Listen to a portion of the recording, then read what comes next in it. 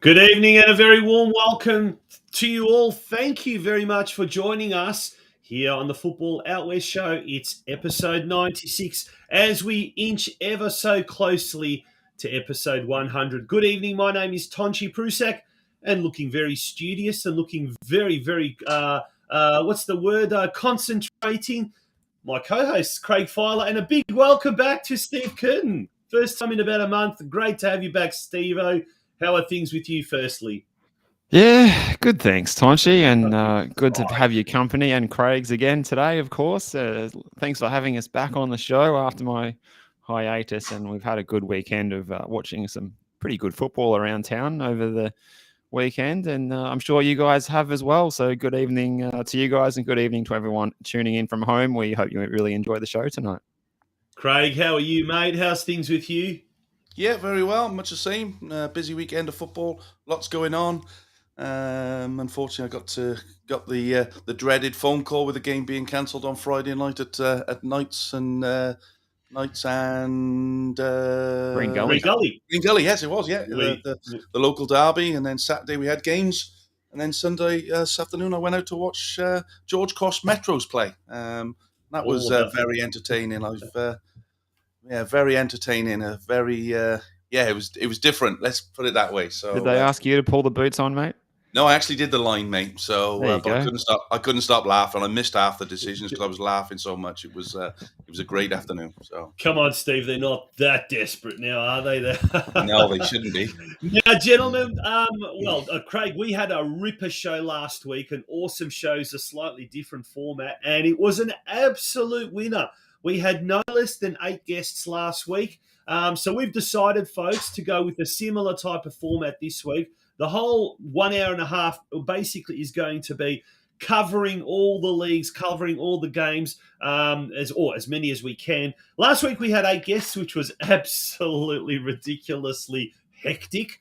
So we've decided this week we're going to cut it down a bit. But Craig, nonetheless, it's not the quality. It's not the quantity. It's definitely the quality tonight. We've got 6 super duper guests. Tell us who can we expect on the show tonight? Yeah, as you said, Tons, last week was a whopper, but we've decided to condense it slightly to 6, which is still going to be a big show. So we've got joining us after his side's massive win yesterday, Ljuban Pantelic from Dandenong City. He's going to be joining us to talk about that game and the result. Alex Cobo, the head coach of Pascoe Vale, he's going to come on board and talk about their good win yesterday as well. Puts them in the hunt in third place there in NPL 2. Then we're going to jump into Hoppers Crossing. Alan Vella, head coach of Hoppers Crossing, he's going to come on and talk about their season. And then we're going to miss a couple and get down to State League 4 West. And we're going to get a new club, a club we haven't featured on the show. So a debutante club. I'm looking forward to this. Yeah, I've tried to get him on a few times and we just haven't managed to be able to tee anything up. But the side that keeps forging, don't they? They had a fantastic season in State League 5 and doing exactly the same now in State League 4. It's Sofiane Soufi from Keilor Wolves. He's going to be coming on and having a chat. Then we're going to whip up to State League 5 North. For those listeners who say we don't do anything in the North, here's a club that's doing very well in State League 5. Big game yesterday. Jay Phelan, who I know very well from my days down at Point Cook, he's going to be joining us. And finally, we're going to get Jonathan Clemente from the Heidelberg women's side, NPL, who's going to come on and have a chat. I did try and get Brunswick Juventus head coach on, but they had a big game this afternoon, first versus second against Essendon Royals, and it was just too much to get him on, but he said he'd come on next week for us. So, yeah, another great show. Another great show. A big shout out to our major sponsor for this year, the Caroline Springs George Cross. If it wasn't for Caroline Springs George Cross, we would not have a Football Out West show. And yes, there are a lot of clubs in the northern suburbs and even the southeast say, why do you always just do the western suburbs? Guess what? We are the Football Out West show. So we would love to cover other clubs from other geographical zones, but we need your support, don't we? We need the clubs, we need the businesses that support your clubs as well to jump on board and support that what we're trying to do. And what we are trying to do is provide Victorian football with a medium that it doesn't really have, and an opportunity for a lot of the lesser clubs, but the state league clubs, the VPLW clubs, etc., to get a little bit of a profile. And look, 4 seasons, 96 episodes later, I think we're doing a pretty good job, but we could always do a better job, that's for sure. Yeah, look, and the feedback was very positive after last week, and I've had a couple of calls this week from various people offering to help. So we'll certainly investigate that. But like you said, Tonch, the more people that come on, the more that we can do, the more professional we can become, and try and create a better standard for everybody. So, if you are a first-time viewer, welcome to the Football Out West show, and contribute by popping a comment in the chat section. We've always got the regulars there, so it's great to see them, and we have some great conversations happening from time to time. We're going to have lots and lots to talk about tonight. We're going to take a very, very quick break, a few messages from our major sponsor, and when we do return, it is all about NPL Victoria football with our first guest, the coach of Dandenong City, Ljuban Palinic. Don't go away, folks. We'll be right back. You find authentic Maltese cuisine? At Georgie's on Vista, in the heart of Fraser Rise. We have a menu to suit everyone, which includes kids and seniors meals, and a cocktail list that will need you to come back several times to get through. Our specialty nights are a big hit. Tuesday is $20 Palmer night with a selection of Palmers to choose from. Kids eat free Wednesday night. With every paid adult meal, you get 1 free kids meal. Thursday is Maltese night. Check out the Maltese specials on our specials board. And Friday night, we have happy hour between 5:30 to 6:30 p.m. Be sure to book your table to avoid disappointment.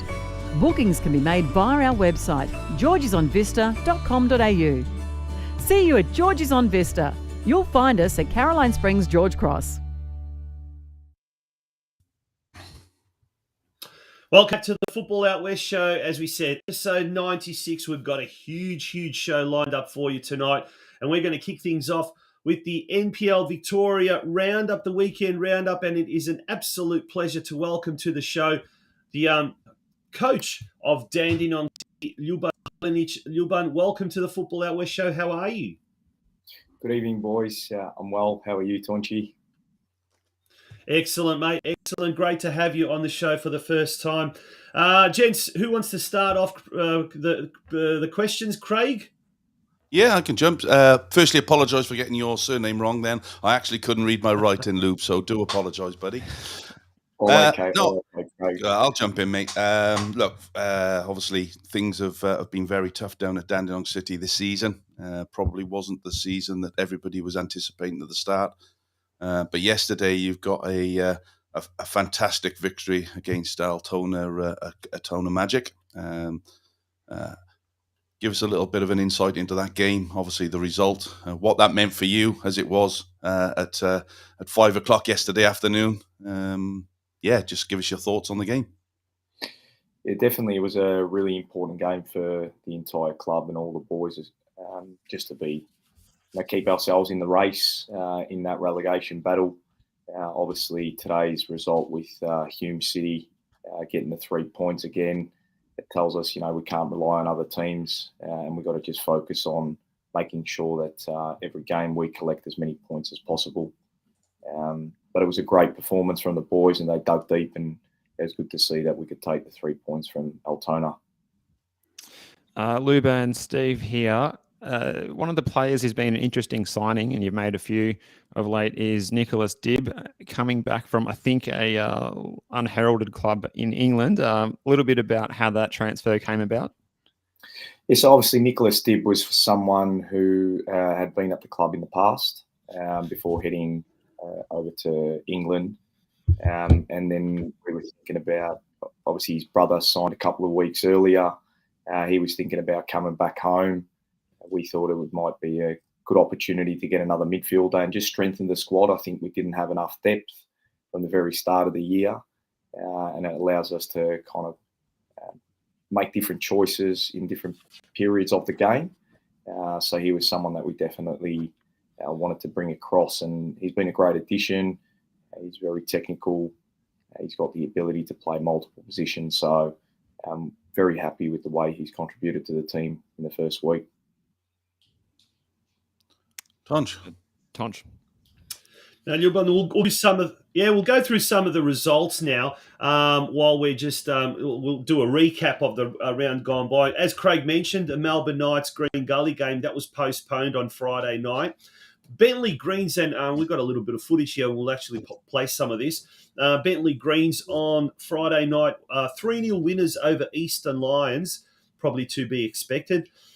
Oakley Cannons, 4-1 thrashing over Avondale. Dandenong City, as we mentioned, you guys defeated Altona Magic 2-1. Port Melbourne Sharks, geez, they're running into some very, very, very good form at the moment. 4-0 winners over Heidelberg United. South Melbourne continuing on their merry way with a 2-1 win over Dandenong Thunder. And then earlier today, in fact, St Albans Saints, your sister club, Ljuban, they went down by Hume City 1-0 with a late-minute goal. So things aren't really looking good there for the Saints. But it's been a really riveting sort of finish to the season. And on the weekend, when you were so thrilled with that win, it comes back down to like now, Hume City have won. St Albans have lost, so that makes that competition for spots even more intense. Your run home is really intense, speaking of run home. So out of the last 5 games, I think 4 of them are all top 4 teams or something like that.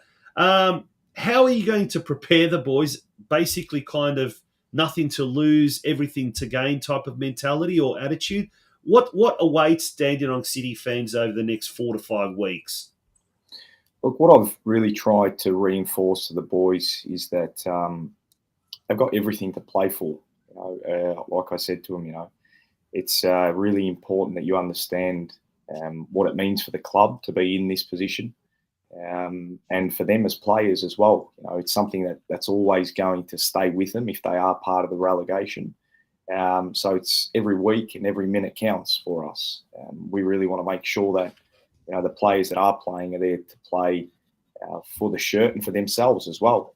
And that's the most important thing that they need to realise. So it's definitely going to be a challenge. We know that there's some top teams that we're about to face in the next 5 games. But I have all the confidence that we can still get points with the additions that we've made in the transfer window. I certainly think that there's points to be won there, and it's going to go down to the very end. So the last game, I think, is where a lot can happen. So the boys need to be in the run all the way and fight for every single point till that last game of the season. Well, you just talked about that run in there, and let's just go through the fixtures very quickly. You've got more Port Melbourne away on Saturday. Then you got Heidelberg United away. Then you're home to Avondale, away to South Melbourne, and then home the final game of the season down at Frank Houlihan against Bentley Greens.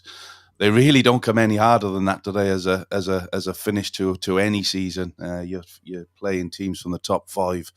What's the expectations from you as a gaffer coming into those final 5 games in terms of points? Where do you realistically think that you need to go, or what do you realistically think you're going to have to get out of those 5 games to avoid a relegation? Well, I think if we can win every game, it would be fantastic. But realistically, I'd say that we'll take one game at a time. Let's focus on this week against Port, try and take 3 points, and then we'll go on to the next one. So probably won't, set any kind of expectations for the boys, but I certainly believe that, we need to pick up at least 3 of these games out of the 5 to have any chance of surviving. And I'm confident in the boys that I certainly think that, if we play our game and if the boys, prepare for the game appropriately and make sure that they're mentally switched on, there's every opportunity that we can beat anyone in the league. I think that's just how the league is. Yeah, absolutely. Ljuban, one of the interesting players yesterday was Tommy Semi on loan against Altona, playing and assisting a goal for Cooper Legrand to get you guys up and running in the match. What did you say to him before the game, and was he especially pumped up to play against Altona? Yeah, definitely. Look, Tommy was really excited about the game, and he had a top game. He set up the first goal, and then obviously the second goal came from being tackled in the box with a penalty. All I expected from him is basically to stay calm and just play his game, and believe in himself, because obviously he's a great player. He's very talented. He's got incredible speed that he can use to his advantage. So, he did a great job for us this week, and hopefully he can follow with the weeks to come. Craig, you wanted to say something? No, look, I was just going to say it comes obviously without going into details too much, Lou. But obviously 5 big games, 5 cup finals. Culture and togetherness in the change rooms now is going to be absolutely key in those last 5 games. You can only do so much from a training perspective and from the touchlines on a game. The boys really need to step up now over those next 5 games. And as you said, they don't want to be part of that relegation team that got the club relegated. So how is the culture and how is the team, the dressing rooms there? Obviously, last night was a massive result for you. That's going to bring everybody even closer together with a big run in. But how are things down there? Because it's been a difficult season for you guys. It's been a difficult season, as you can imagine. No one wants to be in the position that we're in. We're certainly doing everything we can as a club to make sure that the boys feel that, we want to help them to get out of this situation. So we'll do whatever we can. But you're right. Everything is about the boys in the change room and fighting for one another for every single moment of the game and making sure that they believe. It's really important that they believe that they can get themselves out of this situation. And that's what we're trying to convince them, that they're good enough to do it. So constantly reinforcing to them that, you need to believe in the fact that you have the ability to be able to beat any team in this league. Obviously, injuries and depth probably is something that's put us in this situation, and that we as a club will learn about and obviously try and change that in future years to come. Now, Ljuban, you are a club man through and through, and you stepped in when Miki Cholina parted ways with Dandenong City, and you'll be there in for the long haul. But have you already sort of started in the back of your mind, starting to put a contingency plan together in the event that Dandenong City was to get relegated and was to fall down to NPL 2? Does the planning sort of start almost immediately for next season to try and get back up to the top as quickly as possible? Or is it a case of, look, let's just take it 1 week at a time. Once this season is finished, then we'll see what the club wants, what you want as a coach yourself. Or, are you starting to work on, various dimensions already? Yeah, look, I mean, when I stepped into the role, the long-term plan was not to stay in the role. It was going to be for a short period. Obviously, my primary role at the club is that I'm the director of football. But there wasn't a lot available at that time. And we felt that during that period, it might have been best that, I see the season out, which we're going to do. And then hopefully we'll plan for what's to come in the coming, obviously, weeks and months. But at the moment, it's really focusing on right now. There's a massive game this next weekend, and we want to focus on that. And the week after that, we focus on that. And in the background, obviously, we'll do our work, whether it's for the purposes of signing players for the following year or re-signing players. But there's, the focus is to make sure that we try and survive and stay in the NPL. That's the primary focus. And last one for me, Ljuban. What do you make of your opposition for next week, the Port Melbourne Sharks? Have you watched any of their footage of their game on the weekend? They look like they're in good form at the moment. A 4-0 win for them, going along pretty nicely in third place. What do you make of Port Melbourne? For me, I think Port Melbourne probably plays one of the best brands of football in the league. The way they move the ball around, they can be they're very attacking, which I really love and enjoy actually watching them play. So Adam Pittock's doing a great job over there with them. It's going to be a difficult game, no doubt about it.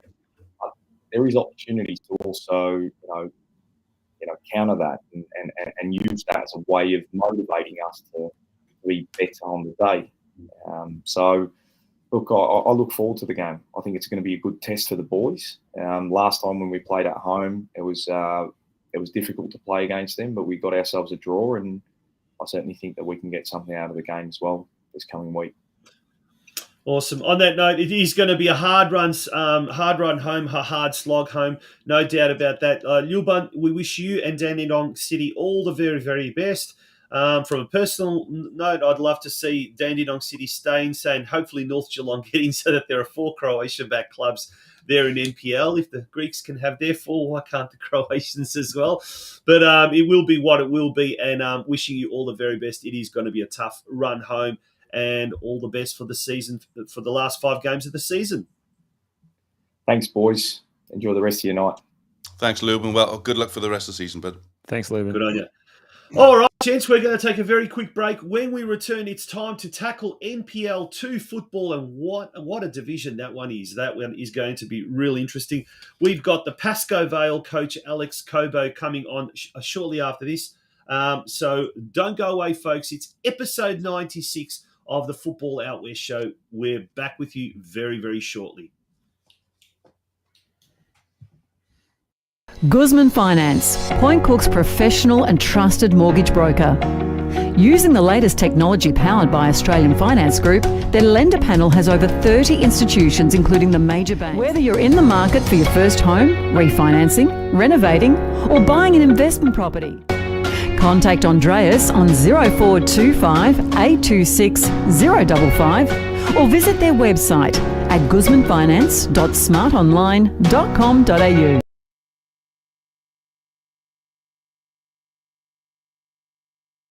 George's on Vista is in the heart of Fraser Rise. You'll find us at Caroline Springs George Cross.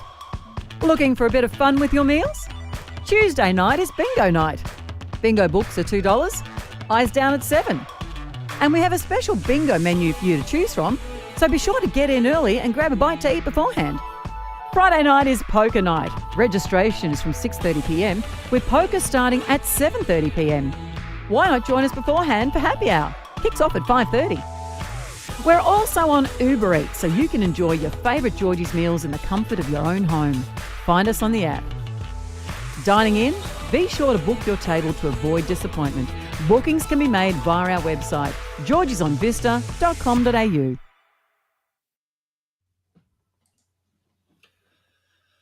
Welcome back to the Football Out West show. It is an absolute pleasure to have you all here today. Hopefully, well, we haven't got an image of Alex Cobo, but can you hear us at least? Alex, are you there? Yes, guys. Can you guys hear me? We can hear you. For some reason, we clear. just can't see your lovely face, but we'll talk to you over the audio if you like. First of all, welcome to the show, Alex.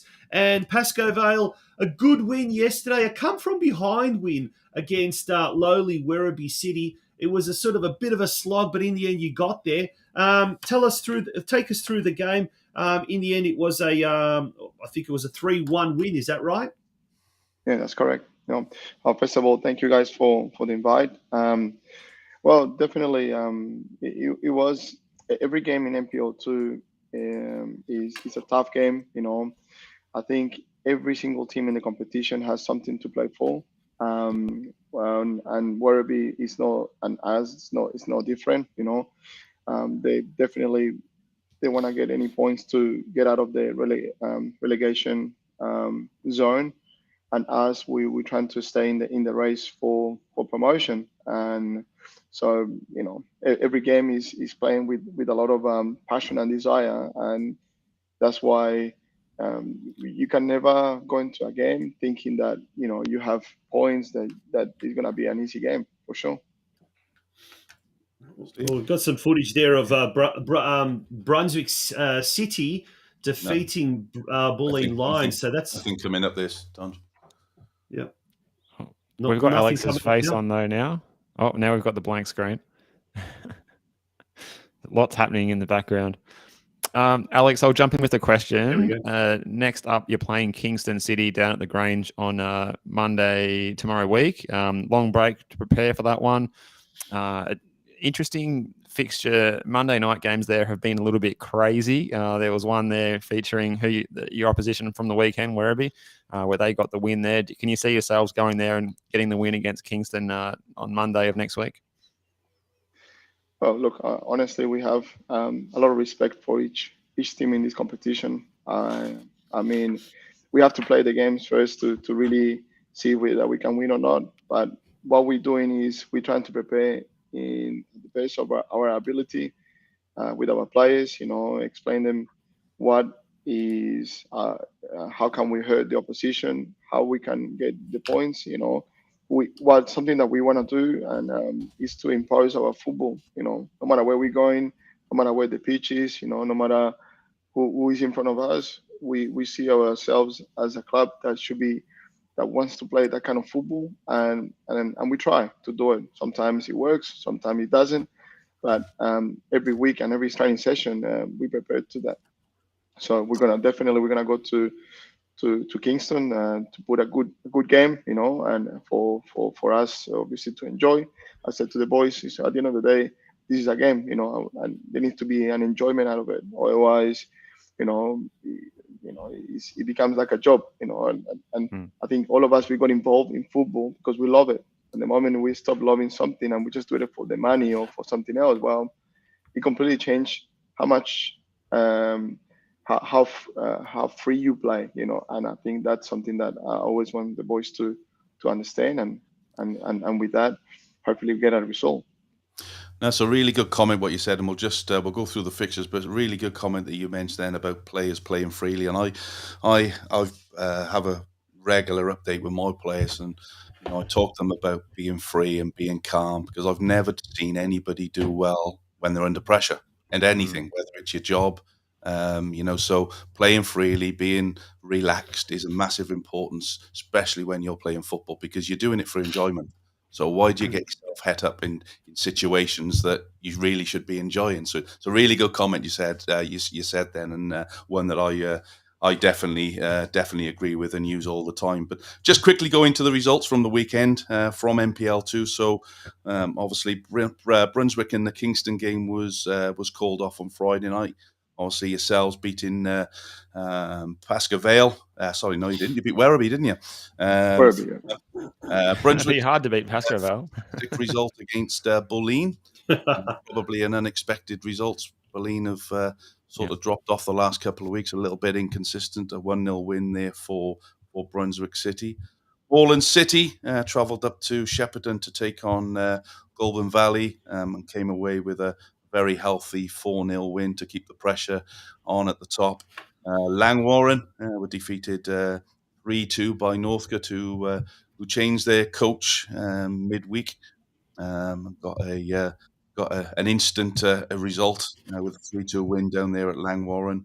And the other game in the round was Manningham Blues taking on tabletoppers and North Geelong with a 1-1 result there. So, that result for Manningham really draws and Moreland winning, of course, drags everybody now really back into that race, doesn't it? Because you look at the table, just throw the table back up again, Tonch, for us. It's so there we go. It's so close up there, isn't it? I think it's just that is on that we are 30 points, so we are above Bulleen Lions. Yes.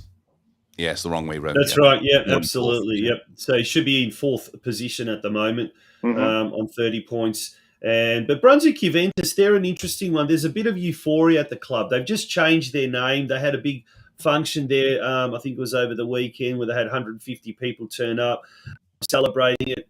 They're really, really now, and they're very much in form. Are they the danger team that Moreland City and North Geelong and yourselves obviously being the fourth place team?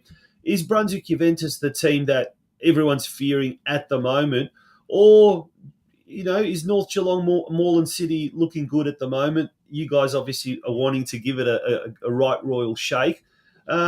What's your assessment of the state of affairs at the top of the competition standings? Well, look, I mean, for us, obviously, Brunswick Juventus has been one of the favourites before the season started. They have, they have in the past every year. They put very strong teams together. They want to win the league every single year. We know how ambitious they are. They have good players. They have an experienced coach. Sebres, the Brunswick Juventus right now, they're doing a good job. I still believe that 5 games, for every single team in this competition, they're so crucial. So it's not an easy game for them or for anybody. They just picked up a bit of form, but as you can see, the results is very a little bit of inconsistency across the teams. When sometimes you would expect teams to win, that doesn't happen. And what it means is that the league, they have good teams that they have. The opposition is also tough, and you can never rule out anybody, regardless of where they stand in the table, And for example, GVS, I think GVS is a good side, and probably doesn't say in the points, but it's one of the teams with best playing patterns in the league, and they still, haven't got the result, but that doesn't mean going over there. It's an easy walk up, and and you just grab the points. So Brunswick Juventus, obviously, they feel a bit informed, North Geelong has been probably the most consistent side in the league, nothing too crazy in terms of results, for them. Moreland City, I think they just backed again. But I think what I really believe is that every single team, no matter how well they've been doing, at some point you hit that low form that, like you just lose players, suspension, results don't go your way, How you react to those moments, I think that's why is crucial for the next 5 games, because I think there will be a lot of players unavailable, especially with the accumulation of yellow cards, for example, end of the year, injuries, things like that. So I think right now the league is on, and nobody was expecting, for example, Geelong to lose or to draw against Manningham, but Manningham playing well. They have a good side. They pick new players. So halfway, as soon as after the window, it's like you don't know the teams anymore. I don't think you have 2 or 3 new players, and those 3 players bring energy, enthusiasm to the team, and all of the time now you have a completely different caliber of player of team to play. Like Werribee, 5-7 players look so different. Alex, speaking of new players, you've brought back Nick Georgopoulos to the club. You've got another signing from the Goulburn Valley Suns, Willie, who scored on the weekend. How is the squad looking after those additions in the transfer window? Look, we lost 4 players since the beginning of the season for different reasons, injuries. Some players for work commitments couldn't stay, and we brought 4 players. Pretty much the players that we lost, we signed them. Well, Nick Georgopoulos is a player that is a Paco boy. Is someone that is not a stranger to anyone in the club. When I knew that he was keen to come back to Pascoe, well, for me it's a no-brainer. Nick is a very intelligent footballer. He can give us a lot right now, but thinking as well that he could be a player that stays at Pascoe and see playing for the next couple of years.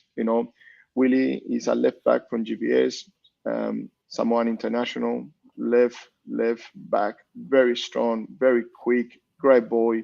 I think he will grow into what we're doing, into our dynamic. Then we have Adam Gardiner from Hume City, has been a champion of the NPL one in 2020, 2021, 2020, when he was playing for I think the Queensland team, and he did really well. So he has a quality footballer.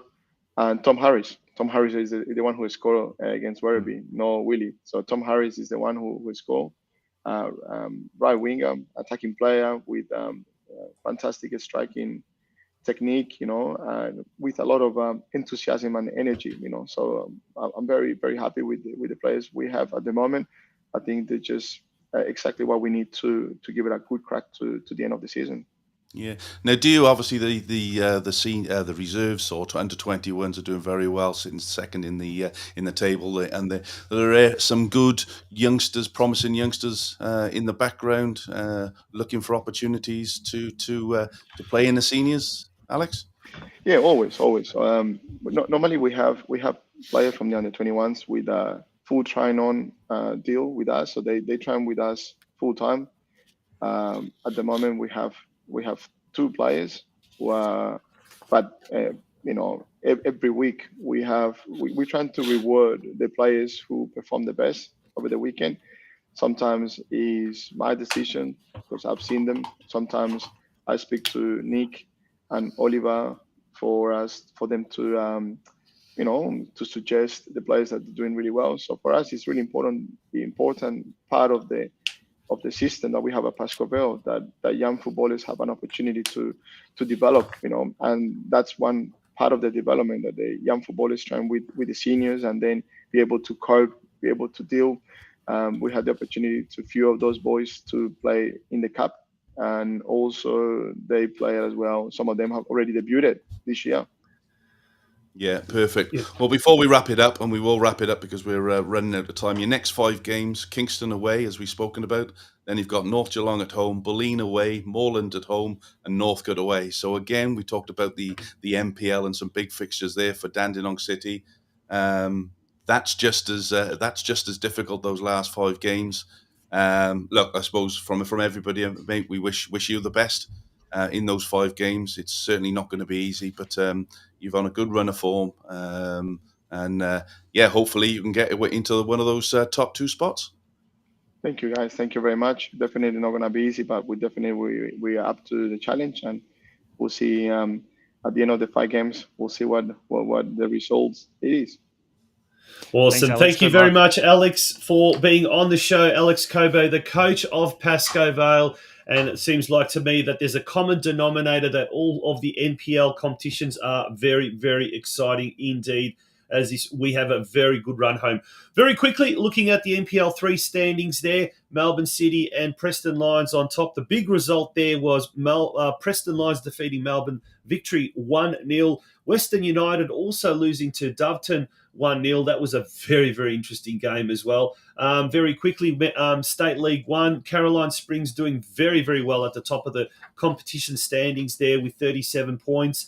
The big result there was lowly Corio defeating Banyule City 1-0, and Caroline Springs George Cross defeating Brimbank Stallions. So that was absolutely fantastic. Now, we're going to go very, very quickly, gents, without taking any break. Craig, it's time now to introduce our next guest, and we're going to be now dropping to the State League 2 competition, another very, very interesting competition. And who's our next guest all the way from State 2? We have. It's a pleasure to invite good friend Alan Vella, who's taken the reins up at Opens Crossing for the last couple of seasons. Good to see you, Al. You look nice and relaxed there, mate. Everything good? Nice and relaxed. All good, mate. Thanks for having me, guys. Not a problem. It's Sunday night. It is a time to relax. Although the weekend just gone by for you wasn't exactly the most relaxing. It was a 2-0 loss against Altona East Phoenix. What happened there? Alan, take us through the game. Look, just it's been probably the part of our last probably 9 weeks. We've been playing some good football, but just obviously our final third haven't obviously put away our chances, and then we're copping silly goals from silly mistakes as well. So it's probably cost us a big time, and especially in this league, you can't make silly mistakes without conceding. So it hasn't really been good the last couple of weeks anyway.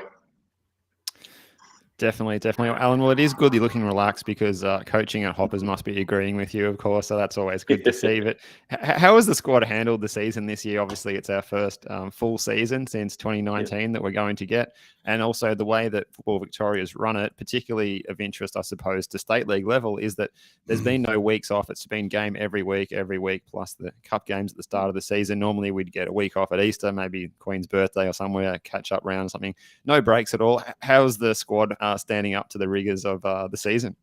Well, it hasn't been too bad actually, because we've gone with a lot of a younger side this year. So obviously the younger boys have been really energetic and want to be playing, which is good.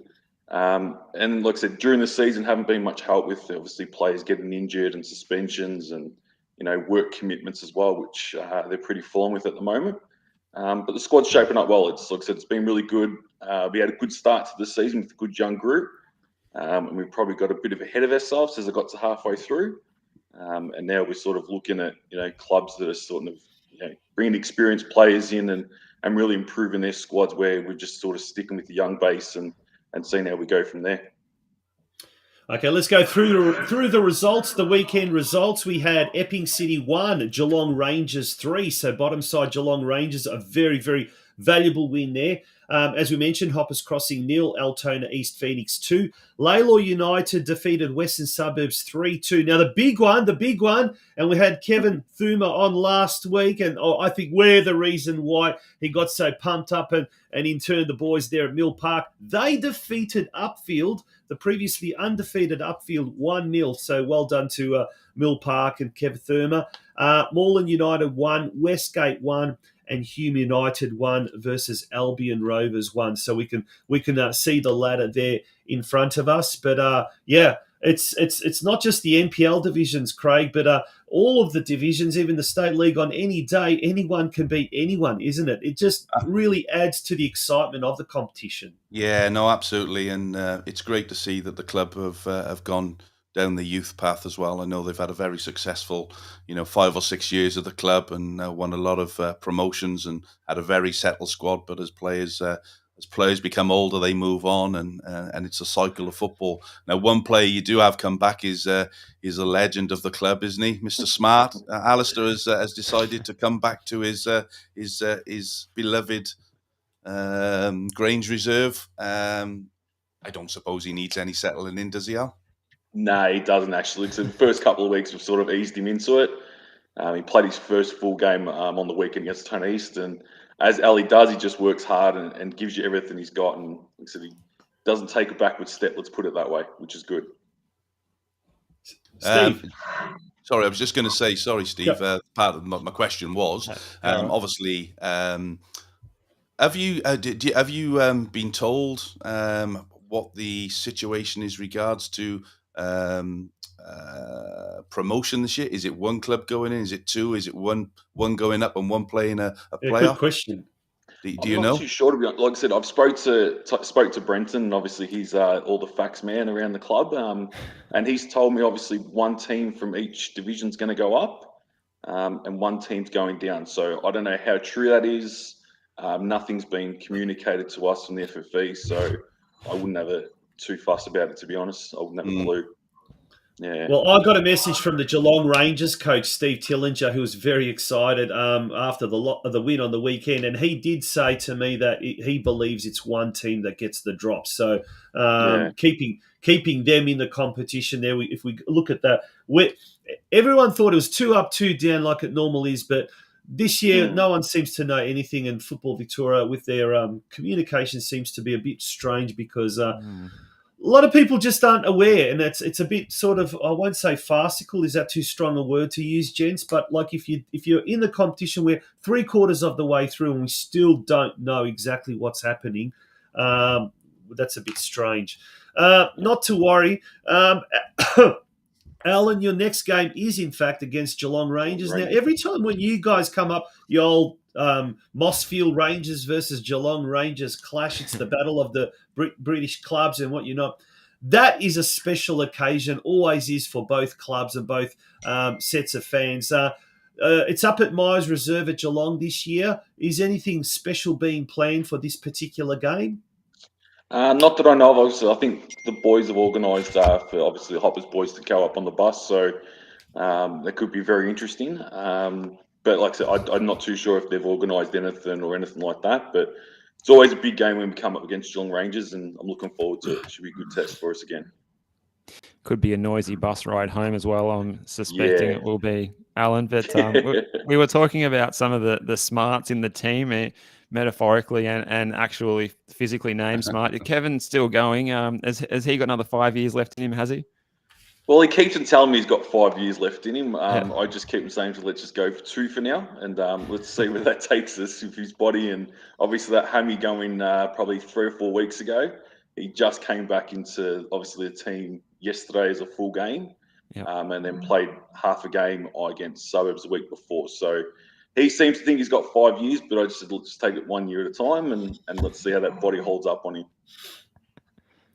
Awesome, mate. All right. On that note, thank you so much. Enjoy the trip up to Geelong and to Geelong Rangers. I'm sure their hospitality is always going to be fantastic.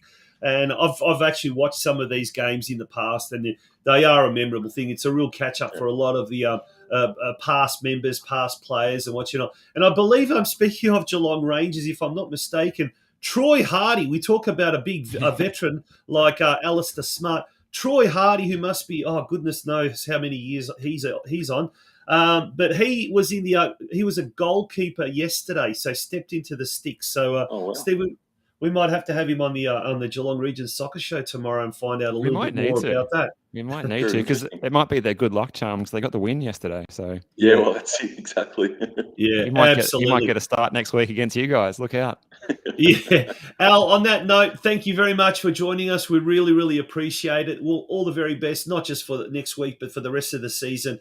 And we love hearing all positive things from Hoppers Crossing Soccer Club, a really, really good club that has supported the Football Out West show on many, many occasions in years gone by. Thanks, guys. Appreciate having me on, mate. Thank you. Good. Thanks, Al. Good on you. Thanks, Al. Best of luck. Oh, that was Alan Vella. Hoppers Crossing, a great club. The Rain Man, Brenton Ray, the smart husband and wife team there, Jess, the president, Kev, who's just the alpha and omega of the club, does absolutely everything. And now we've got Alistair Smart back as well. So we've got a bit of this and a bit of that. It's great to see. Gents, we're going to take a very, very short break. When we return, we're going to whiz through this. We're going to go to State 4, and we'll be catching up with a club we have not featured so far on the show, Keilor Wolves, and we'll be speaking to their coach, Sofiane Soufi. So don't go away, folks. It's the Football Out West show. Looking for a space for your next function? At George's on Vista, our function room caters for all types of functions. Milestone birthdays, special religious occasions, work functions, hens or bachelor nights, baby showers, or whatever reason you decide is a good idea to get together with family and friends. Contact our friendly staff who will help you put together a menu that will suit your special occasion. Inquiries can be made via our website, georgesonvista.com.au. George's on Vista, in the heart of Fraser Rise. You'll find us at Caroline Springs, George Cross. Welcome back to the Football Out West show. Gents, we're going to have we're going to talk now State 4 football. Craig, would you like to make the introductions? Yeah, I would. It really is a pleasure, because we've tried to get this guy on numerous times and it never happened for various reasons. He's probably been the manager of Football Victoria's. If there was an award, he would definitely have won it for the last couple of years, wouldn't he? He's taken Keilor Park unbeaten in State League 5, now up to State League 4. He is the magician. Sofiane Soufi, how are you, mate? Very well. Good evening, Jen. Thank you for having me. Much appreciated. Now, for all the women, don't get all gooey with the accent, okay? He's just a footballer. That's it. Nothing else? You're funny. How are we? Good, mate. Very good. Sophia, yeah. Go on, Steve. Oh yeah, let's launch in and talk. You had a match against Barnstoneworth United at home last night under lights. Let's talk a little bit about that one. Beautiful. It's a good thing the club has introduced the few night game this year. you bring something special at the club, as a community club. We all play football for this reason, to have 100, 200, 300, if you're lucky, 100% at the club, having a drink. Macedonian loves the Chevapi there. And it was a good game. Football-wise, it wasn't that good because we tend to have it's becoming a trend now. For the last 2-3 weeks, we tend to lose at halftime and come back in the game in the second half. So they have a very strong striker, this Basha boy up front. He's the second best goal scorer in the league. He's very strong, very fast, very good player. They scored earlier. Halftime, we were losing 1-0. Then we had to take the microphone in the change room, shake the boys. We came back and we got the job done. Luckily, it was good. What did you say at halftime? What I say was accountability. Right? Yep. The boys up front need to finish up the chances.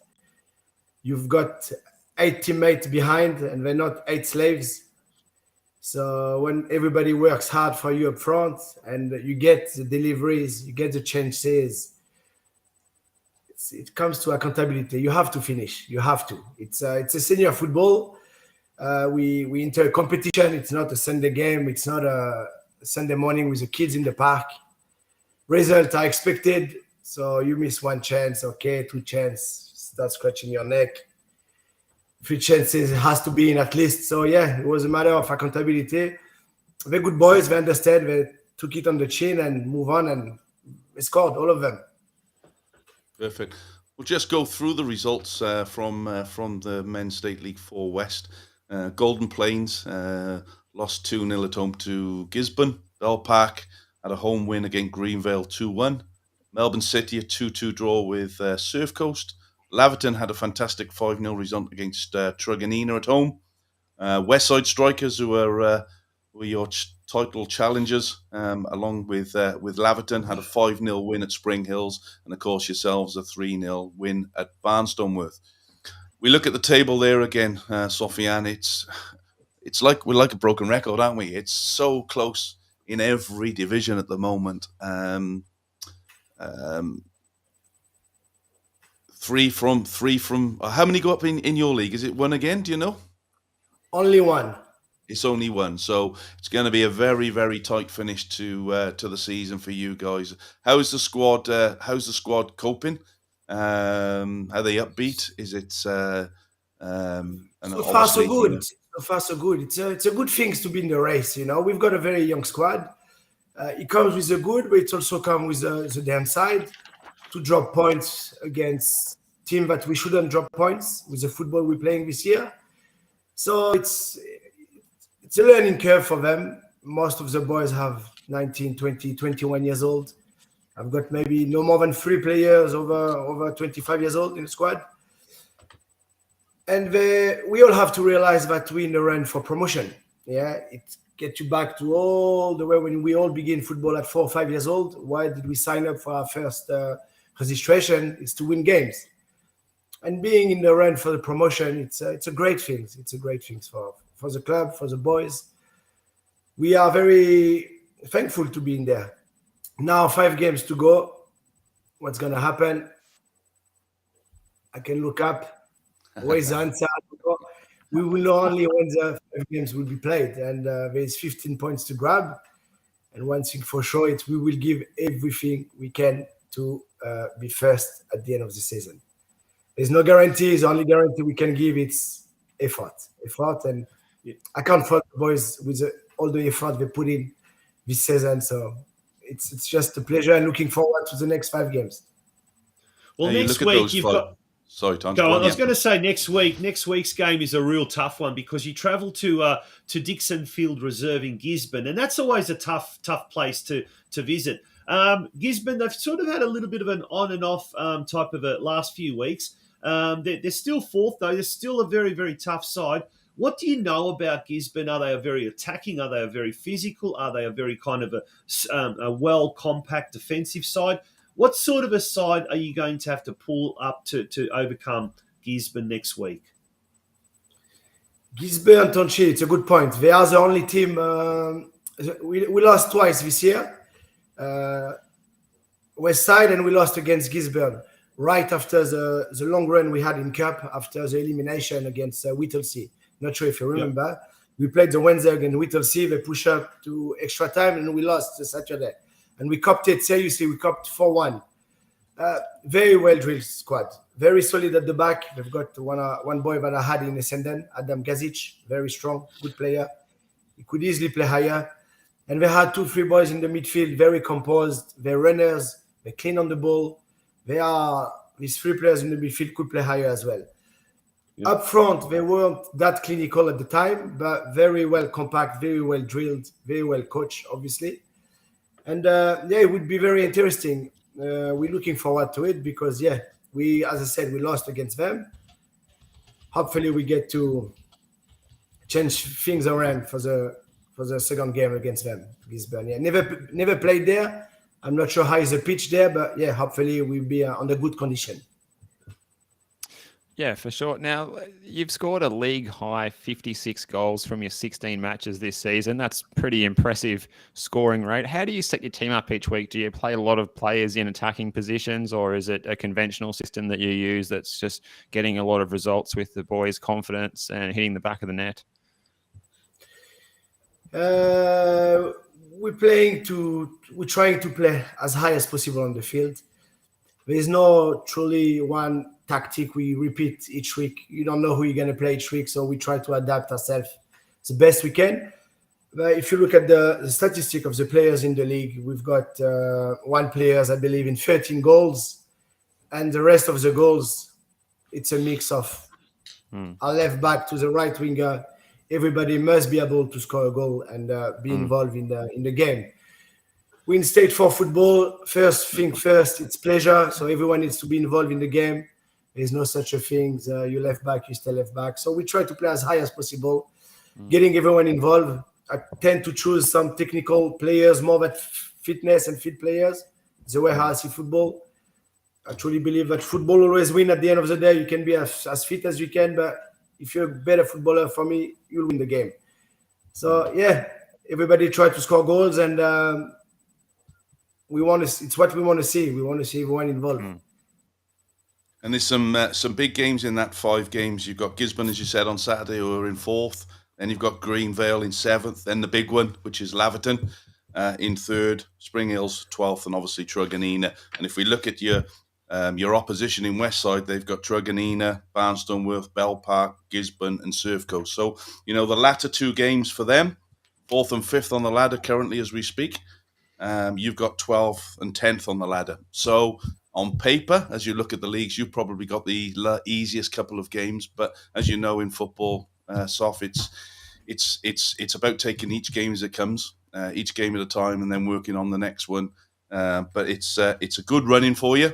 From my side, I hope you get promoted again, because it was fantastic to see you get back-to-back promotions. There's not many teams do that. I know how hard State League 4 is to get out of.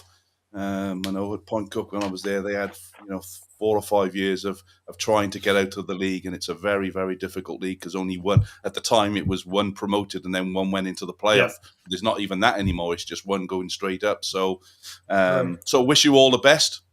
But finally, for me, how is your futsal going? Because I see lots of Instagram lots posts. Of comments. Very much so. All good. Futsal is now dropped the ball to the kids, and I've formed a nice little teams with the under 8, and we all start over again. And it's the beauty of the game. We received, we learn, and it's time to give back. So it's a beautiful curve. And how much is that? Great. How much is the futsal side? Because I know you're big into the futsal. How much of the futsal element of the game do you utilize in your coaching? Futsal, it's a very tactical game. When you play at the highest level, it's a very, very tactical. There's a lot of you can take off from futsal to introduce to football. All the small-sided games that we do at training, a lot of drills come from futsal. And the technicality of the game, the technical ability to be under pressure always, and to have the ball on your feet always, I think can bring a lot of quality to football players. A lot of futsal players on this show. We've spoken about that on this show a number of times, about futsal and the benefits it have. Should we be doing more as a federation to be giving youngsters the opportunity, certainly at that, probably 8 to 12-year-old, opportunities to play more and more futsal, especially through the off season when we've got 193 weeks without any football. Should that be something that we as a federation need to have? Craig, you're a coach. Would you love to have players technically gifted? Yes or not? Yeah, absolutely. Yeah. Yes. Yeah. So here's your answer. Yeah. So why don't we? Federation, they have a direction. Futsal for some federation around the world, it's a very little avenue. For some federation around the world, like Brazil, like France, who are the two biggest nations when it comes to developing players, it plays a big part. In these two countries, Brazil and France, futsal is professional. And if you look at the stats, these two countries provide the most professional footballers around the world. So it's definitely something that we should look at more seriously. And even more here in Australia, as the off-season is that long. We stopped in September and we start again in March. Yeah. What are the boys going to do in between September and March? I told you something, So they already know. Well, we know, what was it, a year or 2 years ago, Football Victoria finally embraced again futsal. And the person that was responsible for that, Anthony Grimmer, he's no longer with the Football Victoria. So it's just now we've got to wait and see who is going to be his replacement, and are they actually going to pay enough attention? Because from personal experience, Sofiane, I've got a 10, 11-year-old who's playing several levels above his age group. And one of the reasons is because he played futsal in the off-season and the close ball control skills. I've seen kids that have played it from under 7s up to under 12s. They are just light years ahead of the other kids when it comes to having that close ball control skills. And as they start to, develop from the small-sided to the slightly bigger-sided, those skills keep them in such good stead when they have to move to the bigger size fields. But I totally agree with you, Craig. I reckon that, mate, is an episode unto itself. Why we should have a lot more futsal in our sport that we don't have, and what can be done. But Sofiane, we'd love to have you back on the show to explore that very, very interesting topic. We'd be happy to be on board. Yeah, absolutely. Well, certainly the off-season is not that far away. I think we're going to have an opportunity to discuss a lot of topics such as that. So, mate, until then, wish you all the very best. Gents, any other last questions for our guest? No, like I said, I just wish you all the best off. You're a great lad, a great coach, and wish you all the best in your last 5 games of the season, 6 games of the season. Thank you very much, lads. Much appreciated, and keep going. You're doing a great job. Thanks, mate. Thanks, Sophie. We'll see you down the futsal courts. Good on you. Thanks, Sophie. I don't know about you, gents, but I could listen to that accent you've gone all gooey as well, have you? Oh, it's fantastic. Very exotic. It provides a real exotic flavour to our show. It is great. We are the World Game, and it's great to have guests such as Alex, Cobo, and Sophie with their accents. But it's absolutely great. Guys, we're going to take a very, very short break. When we return, we're going to now look at the women's side of things as well. We're going to look at the NPLW. We're going to look at the VPLW as well very, very quickly. And we're going to be joined in just after the break by the coach of the Heidelberg United women's team, Jonathan Clemente. Really look forward to this because we don't get a chance to really explore the women's game much because most of the games are played on a Sunday. But here at the Football Out West Show, we're going to do that very much so. Stay with us, folks. It's the Football Out West Show. A big, big shout out to our major sponsor, Caroline Springs George Cross, who are our season sponsor. Here's a couple of words from our major sponsor. Don't go away. Where will you find authentic Maltese cuisine? At Georgie's on Vista, in the heart of Fraser Rise. We have a menu to suit everyone, which includes kids and seniors meals, and a cocktail list that will need you to come back several times to get through. Our specialty nights are a big hit. Tuesday is $20 Palmer night with a selection of Palmers to choose from. Kids eat free Wednesday night. With every paid adult meal, you get one free kids meal. Thursday is Maltese night. check out the Maltese specials on our specials board. And Friday night we have happy hour between 5:30 to 6:30 p.m. Be sure to book your table to avoid disappointment. Bookings can be made via our website, georgesonvista.com.au. See you at George's on Vista. You'll find us at Caroline Springs, George Cross. Welcome back to the Football Out West show, and it is time now to take a look at the women's game as well. The NPLW competition, National Premier League's Victoria women's competition. And Steve, would you like to do the honours of introducing our next guest, please? Yeah, we're waiting in the wings to come on patiently. Jonathan Clemente, coach of Heidelberg United. There he is on your screen. Good evening to you, Jonathan, and you must be in good spirits after a nice win for the girls yesterday, 2-0 over Bayside United. How are you doing? Hey, guys. Thanks for having me on. Pleasure. Yeah, always good when you're winning, mate, so I can't complain. Life of a coach. Got to soak it in. Awesome. Mate, first of all, Heidelberg, let's look at the NPLW competition. So we'll look at the ladder there. Calder United doing really, really well. Obviously, they've been a constant there, non-stop at the top of the competition standings with the game in hand on 35 points. But you guys are doing very well. 33 points in second position as well.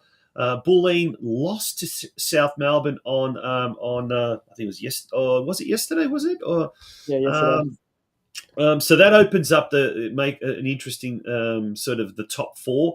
Alamein making up the top four there on 22 points. Firstly, Jonathan, how have you seen the standard of NPLW football this year? I think it's improved in areas for sure. I think in previous years it was definitely the top two and top three running away with it, where this year you have a lot more of a balanced comp in terms of even for fighting for the finals.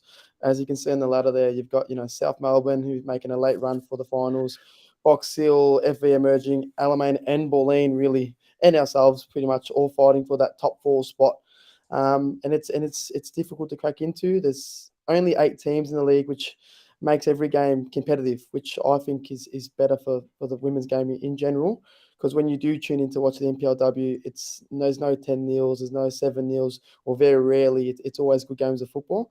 But yeah, I think overall the standard has got a lot more even. We did lose a few good girls to overseas as soon as the borders reopened, but I thought we've brought in a lot of good interstate players as well, not just at Heidelberg, but across the whole league. So I think it's definitely balanced out, which is a positive. Craig. No. We'll touch on the obviously you won the game yesterday, but I want to touch on obviously the Night Cup, and I know I saw your interview following the game. Obviously you were a little bit dejected after the game against South Melbourne. Talk us through that game for us, and how were the girls? Obviously they bounced back yesterday, but how were the girls after that game, and have you recovered? Yeah, crazy game, mate. Crazy game of football. Like, as you reflected on it, and I guess I kind of touched on it on my interview there. We're happy to be there, but obviously I thought, we could definitely win the Night Cup. But as a coach, you want to have those moments where, you come back from behind and you get those big victories with big crowds. But, with those wins comes those losses as well. If you want to win big, you got to prepare to lose big. And, being 2-0 up and quite comfortable, I'll be honest, I thought we were going to steamroll them in the end because we've been so dominant this year, to the girls' credit.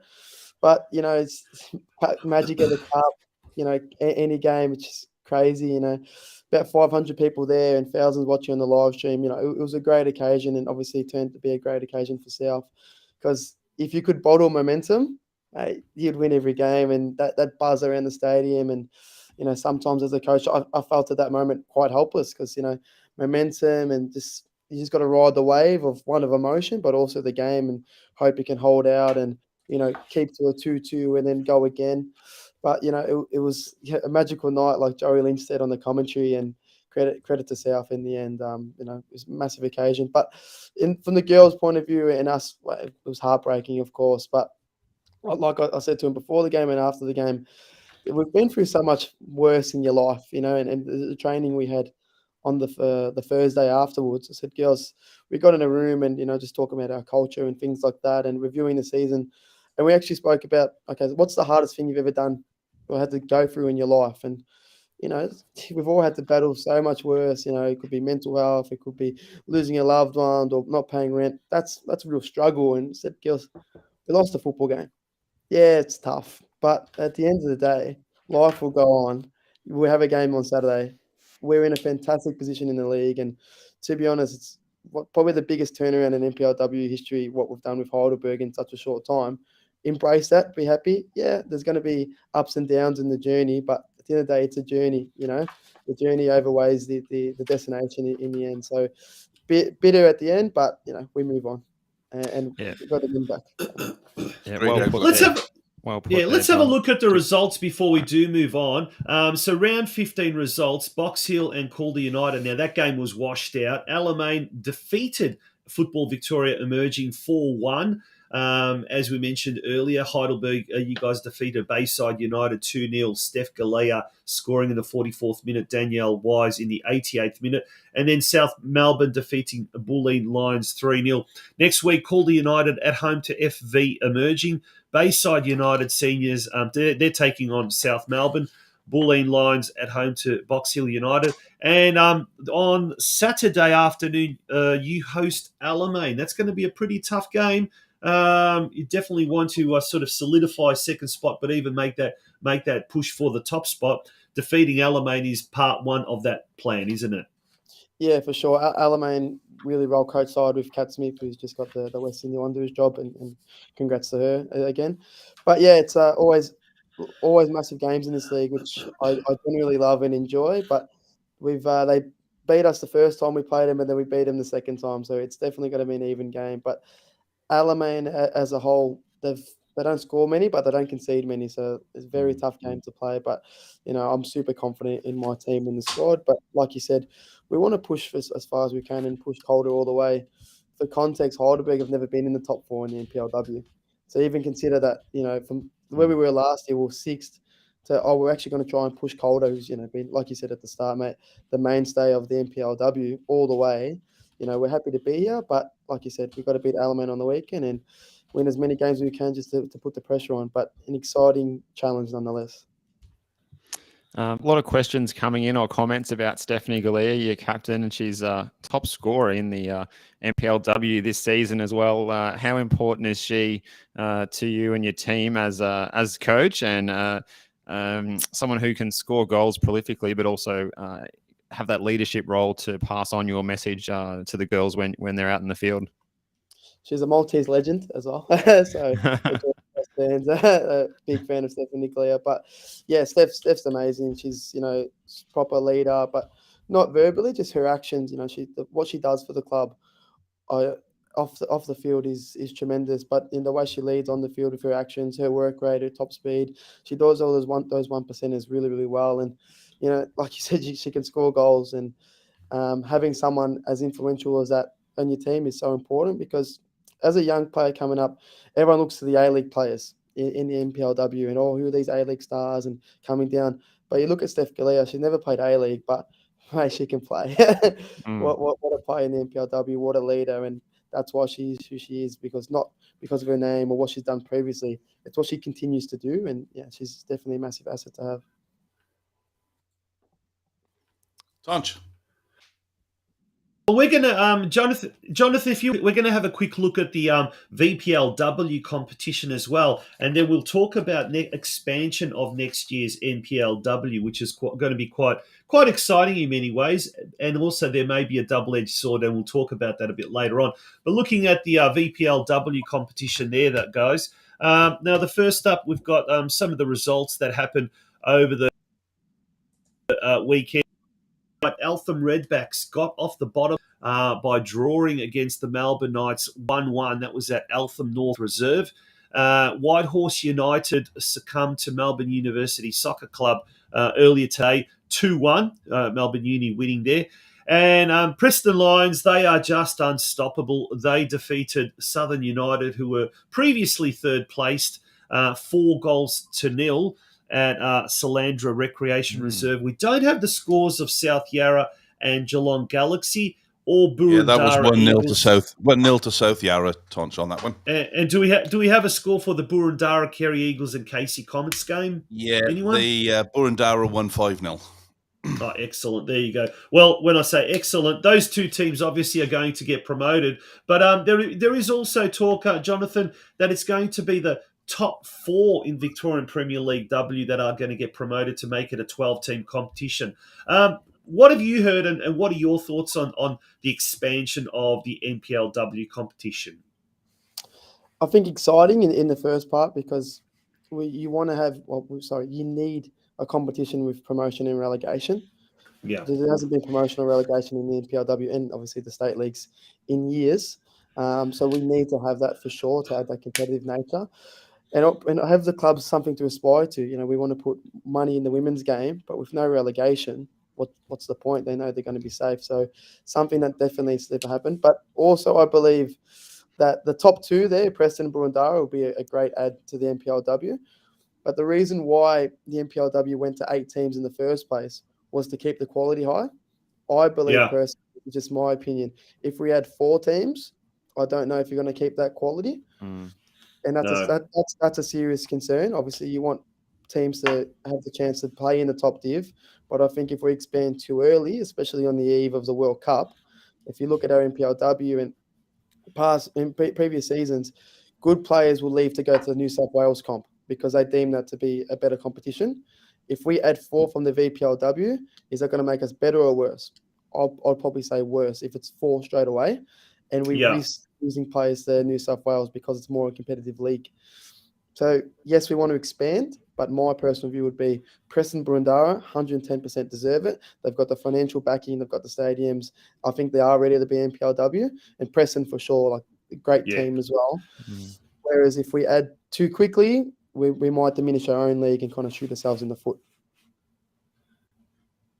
Yeah, look, I totally agree there. I've watched a lot of, I've commentated, and Steve, you have as well, a lot of the Geelong Galaxy games. And there was one game in particular that involved Preston. They are absolutely a class above anything in the VPLW competition. And they've got huge support. They've got a massive fan base, which augurs really well for NPLW competition. Burundara, correct. I totally agree with you, Jonathan. They have been always constantly up there. But if I pop that ladder on again, there's a big difference between the top 2 and then the next batch. Melbourne Uni, Southern United, Casey Comets. You start to get further down. As we saw, Craig, what did you say? Burundara defeated Casey Comets 5-1, 5-0, was it? 5-0, yeah. So there is a huge gulf. And I do not understand whether it was politics at play or whether people are not thinking too far ahead and sort of starting to just try and, we've got the Women's World Cup on next year and they're just, trying to expand it too quickly. I think it's a recipe for disaster. But look, ultimately, Tonch and John, you want the best players playing against the best players. That's the whole point of having an NPL structure. If you're going to get teams that you're going to be beating, 10-0 on a weekly basis, that doesn't do any good to anybody. It doesn't do any good to the winning side. And it certainly doesn't do any good to the side got defeated. So, for me, I'm in agreement. Two teams would make it greater. And you said there, facilities is massively important as well. You've got 2 clubs there with great facilities that would be a fantastic addition to the NPLW for sure. Yeah. Steve, thoughts? Yeah, look, 10 might be a good number for next season. Maybe 12 might be a bit excessive, given that it's only 8 at the moment. It might be a little bit much to just chuck in another 4. That's half the league as it stands at the moment. It's a lot. If you look at it from a fan point of view, would you rather watch Heidelberg beat Calder 3 times instead of twice, but then Heidelberg and Calder were playing, a team in the VPL who they smashed 10-0. Well, I was just going to actually say that. I was actually just going to say that. Is it a case of, to get more games? Obviously, the reason they've put an extra 2 teams in there is to get more games. But surely you would be better off playing each other 3 times. Yeah, I think it's quality over quantity for sure. And, we're getting fans actually start to watch the NPLW, like I alluded to for the Night Cup. There's about 500 people in attendance when we played Preston at George Cross early in the year, it was a massive fan base. And, it's because people are invested and they can see the quality of the league. If they tune in just to watch on NPL TV and see 8-0, are they going to tune in the next game and say, well, this is exciting, let me keep up to date? They won't. You got to keep it interesting for the fans. So the fans can be engaged, but also the clubs can back us financially and say, this is a good product, the league competitive. We need to splash the cash because it's so competitive. Not, my team will be all right. We'll go a minimum budget because we know we're not going to finish bottom because there's 4 VPL teams coming up in theory, So definitely a double-edged sword for sure. Gents, I want to discuss this comment that Simon Camilleri has put in the chat. Not enough players to expand to maintain a competitive competition at all leagues will be affected. Now, that's a really good point because it's got a flow-on effect now. So if 4 teams from VPLW move up, there is talk that next year the Victorian State League Women's Division 1 competition will have 3 teams from the Northwest and 3 teams from the Southeast go up into the VPLW competition to make that a 12-team competition. Once again, the flow-on effect then is further down the food chain. You're going to have clubs that are not yet ready to make that jump. They either don't have the resources, they don't have the players, they don't have the finances to be able to do that. And we're going to see a lot of score blowouts next year. And maybe not necessarily at the top level, but we will see them certainly down at the VPLW level, State League 1 level. Craig, you're involved with George Cross, and that's a very, very ambitious club. They're in State 3, and they're going to do well. They're going to jump up to State 2, no doubt. But there are going to be clubs below them that'll probably make the jump up as well. That George Cross women's have been smashing by decent scores. So.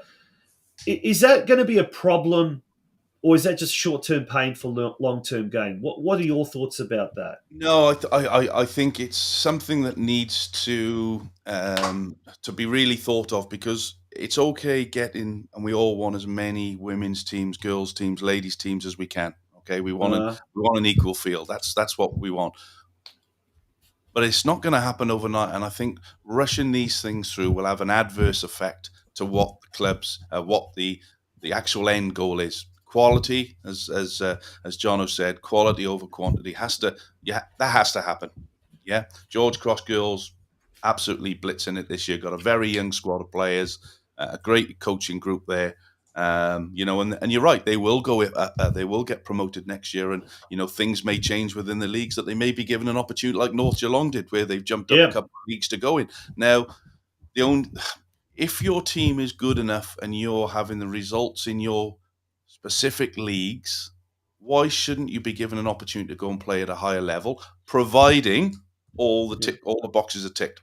So it's not just because you beat somebody 15-0. It doesn't matter whether you beat somebody 15-0 if the quality of that team that you built is 50. Everything goes back to quality.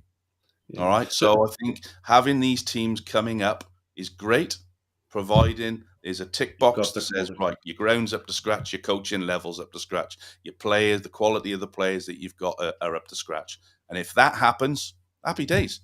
Yeah. Because the last thing you want is, as you said, poor old is it Bayside in your league at the bottom of the league there, 5 points for the whole league.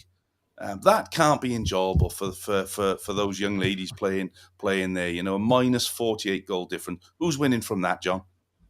Yeah, no, you're right, mate. It's like I said before, everyone wants, like you said, you want to get teams promoted and it's just more women's games, but it's all about the quality. And Bayside, to their credit, they've done a lot better this year and they're improving. But 5 points at the bottom, But then you push more players up, and like we said, it's a flow-on effect. So State 1 years ago in women's was a top competition. Now it's 3 teams running away with it. And 9-0 the rest of the year. Yeah. So you push those deals up to VPL, and it'll be the same thing. In State 1 next year, where's the consistency in the leagues? The only consistency at the moment is the NPLW. From 1st to 7th, everyone can beat each other, and 8th as well. Bayside can definitely win games, and have us a good game on the weekend. But through the course of the year, they're really the tough games. Whereas you look at the VPL, Western win 10-0. Yeah. So where's the standard? Gents, the other thing to take into consideration, I think once again Simon Camilleri makes a really, really good point that under 16, under 18 girls will need to step to fill a seniors team. When you get into State 1 women's, you need to field a reserves team. And a lot of those clubs are struggling to do so. So they've either got one of two scenarios, girls playing in the reserves and then fronting up and playing in the seniors. And some of them are very young, 15, 16, 17-year-olds doing that. It takes a lot of toll on their body. But also others are finding their entire under 16 teams, as Simon rightly pointed out, they're now stepping up the entire team. Now, if you've got a couple of players that are absolutely fantastic and deserve to step up and play in a high grade, that's great. But you're basically getting an entire junior team now, pushing them just to fill the field a side each week. Now, if you don't field a reserves team from State 1 upwards, then you don't have a license, you don't have a spot there. And clubs are now trying to grow too big too quickly without having that depth. So that is another concern as well. And I'm hearing that from a lot of clubs in the State 2 kind of State 1 echelon, if you like. So it's definitely an issue that, we've talked about some good issues tonight, gents. We're going to have to get Jonathan back on once the season finishes and really talk about the expansion and the development of senior women's competitions, because there is an issue there. From your side, Jono, just before we do finish off, obviously we've got the Women's World Cup coming up. We ask everybody that's involved in women's, how important is that tournament for women's football? Not only in Australia, but particularly for us here in Victoria. Obviously we've got the Matildas who are going to be based here up at Bundoora, isn't it?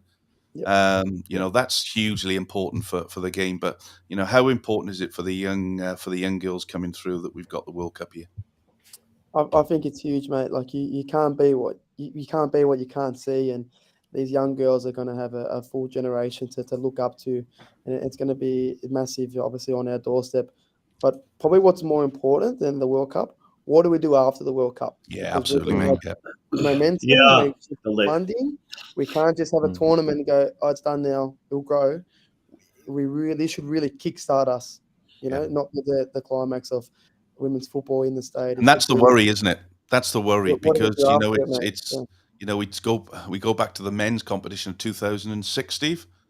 With the World Cup, with the team of the century, but we've done nothing since that. So we chose not to develop on what was a historic side for Australian football, wasn't it? But we lost it. The country's lost its way. We can't afford to do that. We've seen it with the Matildas that they've lost their way over the last probably year or so. I think we can openly, honestly say that their results haven't been what everybody expects them to be. But yeah, it would be a catastrophe if we didn't do something after the Cup to really ignite football. Steve? Well, even in the current time, Jonathan, I imagine you watch a bit of the action of Tony Gustafsson's side. What's your assessment on the Matildas at the moment? Are you as concerned as we are about how they might perform by next year? Or do you think they'll be able to get their stuff together by 2023? I think results are always a little bit concerning when we're not winning and probably not playing in the manner we were, and it's not like we were so good long ago. It was 3 years ago that Matildas were one of the top countries, top sides in the world. A little bit concerning, of course, but we have quality in that team, and I think the more concerning part is I keep alluding to the future. What do we do after the World Cup, irrespective of the side and the results? Is there really a good enough development system going up to make sure we continue to have success in the Matilda space? The funding we're going to get from the World Cup, how are we going to use that? Is it going to go to the junior girls? Is it to the Matildas? There's so many ways we have to look at it long term for the Matildas and for us in general, because it flows on. Matildas doing well helps us here in Melbourne for junior development, but the Matildas need the junior development as well. So it's absolutely. It's very well put. Very well put. Yeah, and I'm just looking at one of the comments here, and it's actually from the George's president, Mark Sultana. And sorry, my mouse has decided to play it, but he's basically saying that the club are trying really hard to to get their girls' youth system for the long-term growth, which is, what all clubs should be looking at, from 6, 7 years old, getting them ready. How do Heidelberg do in that space, John? Have they got a very good youth structure underneath, and junior structure underneath that? Yeah, we have a very good junior NPLW system in place at the moment. But one of the biggest things actually that we need to improve on, and so does the whole league, is the mini roos for the girls. So we start at under 12 girls, which is your pre-NPL. But before that, the girls should be playing, or we have to kind of pilgrimage, if you like, looking for girls in community teams that can be in a pre-NPL setup and then the NPL the year after. We need to really be looking at under 9 girls teams, under 10s, under 11s, because the teams that do that well will set up for success and, have that long-term development process. But, to the comment there for Mark, it is hard. It is hard to get girls that are committed long-term. So my suggestion would be, and it's been something I'm trying to do for Heidelberg, and I hope everyone kind of does it because we've got to try and help each other, is don't have to lock in junior girls to full seasons. Do 6-week camps, for example. Or programs where they're only 9 or 10 that, okay, you're in a 6-week program, it's no commitment. If they enjoy it, they might do the next 6 weeks, similar to what we do for at the pre-mini roos, you're under 4 to 8. Do that for girls at an older age group. You get more catchment. You won't get the lock-in commitment, but if they like it, the girls will come back and you'll have more mini roos girls for the future. So that's something I think we can definitely do. What a very interesting conversation, a can of worms that this conversation is opening up. And we thank you, Jonathan, for coming on the show. Wish you all the best for the big game against Alamein there at Olympic Village, 3 p.m. next Saturday. And if you're in that area and you're looking after some top-class football, watch this, and if you can't be there, you can certainly watch all these games on NPL TV. Thank you very much for joining us once again, and wishing you and the Burgers all the very best for the rest of the NPLW season. Thanks, guys. Really appreciate you having me on. Love to do it again. Yeah, great chat, Jonathan. Good luck, mate. Yeah, absolutely. Best, Good on you, Thanks, Jonathan. Yeah, we'll definitely have to do this again without a shadow of a doubt.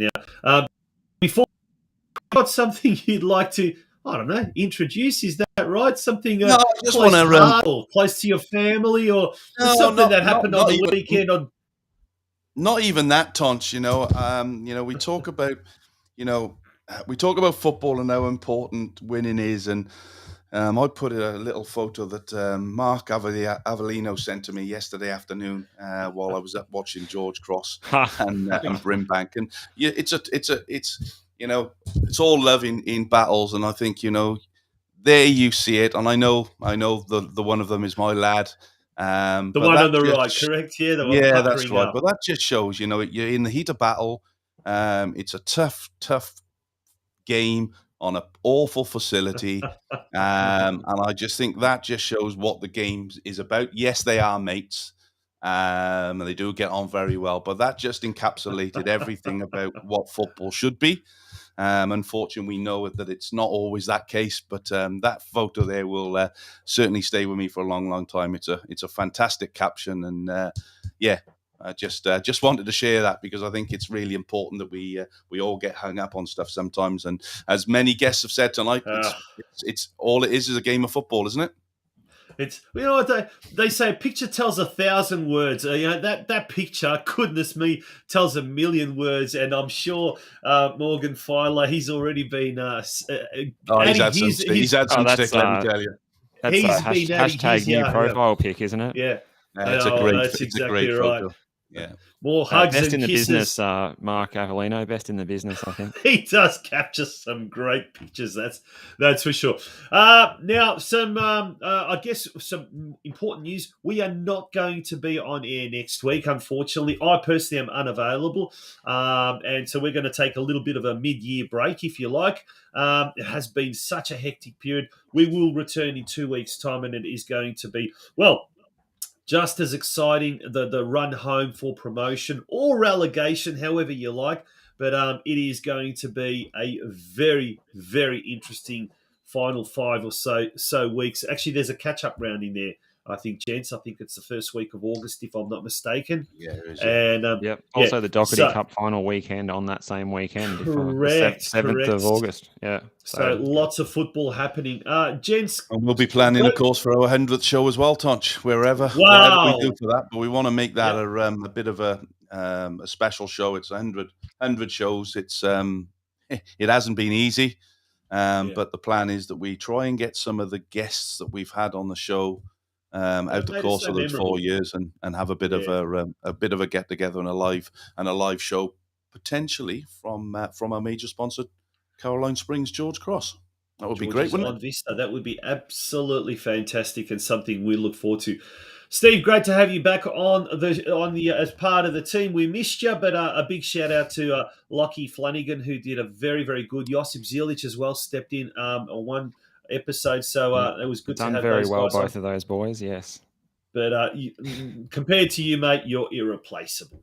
Your words are too kind, Tonchi. Thank you very much. Thanks for having us back. Thanks, Tonchi, and thanks, Craig. Speaking of which, Steve and I will be back tomorrow evening at 8 p.m. for the Geelong Region Soccer Show. We look forward to that. Good on you, folks. Thank you very much for joining us and being a part of tonight's show. We look forward to your company in 2 weeks' time on Sunday or the 24th of July for episode 97. Until then, enjoy your football, because in another 5 or 6 weeks, the season will be over. We'll be saying, what do we do next? Good night, and thank you for being a part of the Football Out West show. Good night. Good night.